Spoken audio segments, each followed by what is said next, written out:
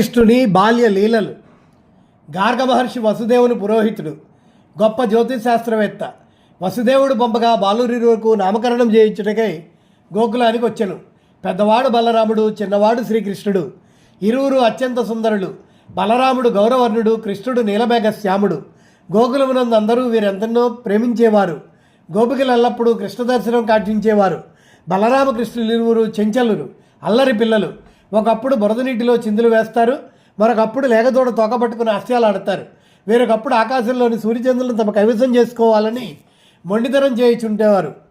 రోహిణి యశోదలొక్క క్షణమైనా బిడ్డలను వీడక విన్నండి ఉంటారు.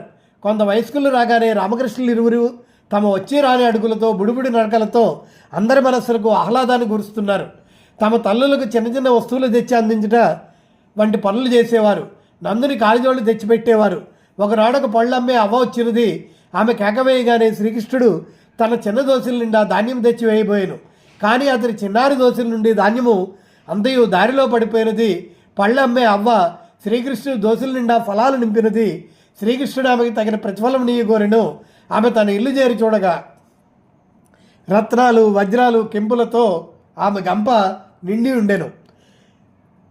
పసివారి చిలితనము, వారి అల్లరి అందరి మనస్సును రంజింపజేయును. గోకులములోని గోకులము అందరూ కూడా చిన్ని కృష్ణుడు ఎప్పుడు వచ్చునో, తమ చిలిపి చేష్టలతో తమ ఆనందపరచునో అని అతని రాకకై 1000 కళ్ళతో ఎదురు చూచేవారు.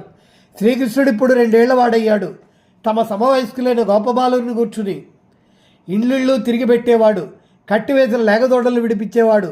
వేరొక ఇంట తన మిత్రులతో కలిసి వెన్నబెగలను ఆరగించేవాడు. శ్రీకృష్ణుడు అల్లరి అందరికీ ఆహ్లాదకరంగా ఉండేది. అప్పుడప్పుడు శ్రీకృష్ణుడు బెదిరించటకే యశోదాదేవి వద్దకు ఫిర్యాదు చేయుటకే వెళ్ళేవారు. యశోద కృష్ణుడు మందలించబోగా ఆమెని వారించేవారు.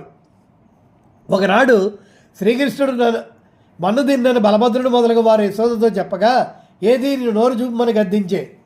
కృష్ణుడు అంతటా తన నోట విశ్వరూపాన్ని చూపి ఆమెను ఆశ్చర్యపరిచే.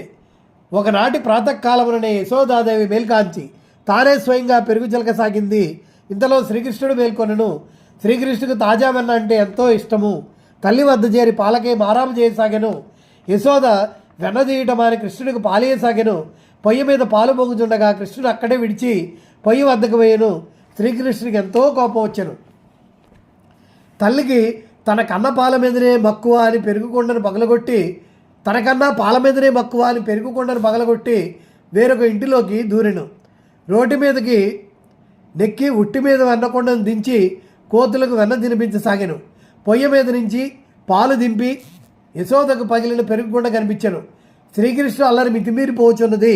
వారిని దండెమ్ముకున్న మరింత చేయిజారిపోవునని కృష్ణుడు పట్టుకున్నట్టుగా అటు ఇటు బరువెడసాగాను. అలసిపోయిన తల్లిని చూసిన కృష్ణుడు జాలిపడి తనకు తాను యశోదకు దొరికిపోయాను.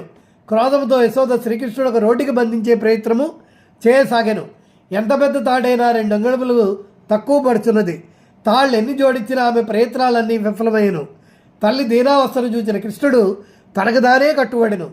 భగవానుడు బంధించిన ఎవరి తరము కేవలం ప్రేమతో గాక. నల కూబర మణిగ్రీవులు కుబేరుని పుత్రుడు. ఒక పర్యాయం వారు నగరంగా స్నానము చేయించు దేవర్షి నారదుని కోపాగ్నికి బలైపోయిరి. వారిరువురు అర్జున వృక్షములుగా మారి నందుని పెరటిలో శ్రీకృష్ణావతారమున భగవానునికై వేచి ఉండిరి. భగవానుడిప్పుడు వారి శాప విమోచనం చేయవాలని సంకల్పించెను. తనకు కట్టివేసిన రోటిని తల్లి యశోద తన పెనులో నిమగ్నురాలై ఉన్నప్పుడు 2 వృక్షాల మధ్య నుండి ఈడ్చుకొని పోయాను.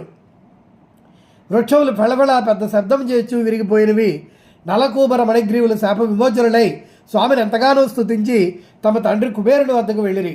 అర్జుని వృక్షాలు విరిగిపడిన శబ్దముకు అందరూ గోపకులు పరిగెత్తుకు వచ్చారు. నందుడు శ్రీకృష్ణుడు బంధం విడిపించి తన ఒడిలో చేర్చి ముద్దులాడసాగెను.